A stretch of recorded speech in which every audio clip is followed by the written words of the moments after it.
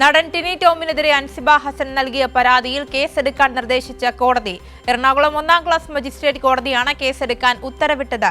കടവന്ത്ര പോലീസിനെ സമീപിച്ചിരുന്നുവെങ്കിലും തുടർ നടപടി വൈകിയതിനാലാണ് നടി നേരിട്ട് കോടതിയെ സമീപിച്ചത്. നടൻ ടിനി ടോം തനിക്കെതിരെ വംശീയാധിക്ഷേപം നടത്തിയെന്ന് ചൂണ്ടിക്കാട്ടിയാണ് അൻസിബ ഹസൻ കടവന്ത്ര പോലീസിൽ പരാതി നൽകിയത്. എന്നാൽ തെളിവില്ലാതെ കേട്ടുകേൾവിയുടെ അടിസ്ഥാനത്തിൽ മാത്രം കേസെടുക്കാൻ പറ്റില്ലെന്നായിരുന്നു പോലീസിന്റെ വാദം. തുടർന്നാണ് എഫ്ഐആർ പോലും ഇടാതെ പോലീസ് കേസ് അവഗണിക്കുന്നുവെന്ന് കാണിച്ച് അൻസിബ കോടതിയെ സമീപിച്ചത്. പോലീസിന്റെ ആവശ്യം തള്ളിയ കോടതി ടിനി ടോമിനെതിരെ കേസെടുക്കാൻ ഉത്തരവിട്ടു. വർഗീയ പരാമർശത്തിൽ കേസെടുക്കാനാണ് എറണാകുളം ജില്ലാ സെഷൻ കോടതി നിർദ്ദേശം നൽകിയിരിക്കുന്നത്.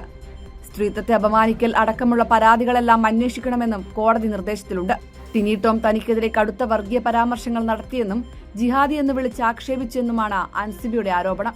എന്നാൽ തന്റെ 2 പരാതികളിൽ പ്രാഥമിക അന്വേഷണം എന്ന പേരിൽ പോലീസ് നടത്തുന്നത് പ്രതികളെ സംരക്ഷിക്കാനുള്ള വെറും നാടകമാണെന്ന ആക്ഷേപവുമായി അൻസിബ നേരത്തെ രംഗത്തു വന്നിരുന്നു. കൈരളി ന്യൂസ്, കൊച്ചി.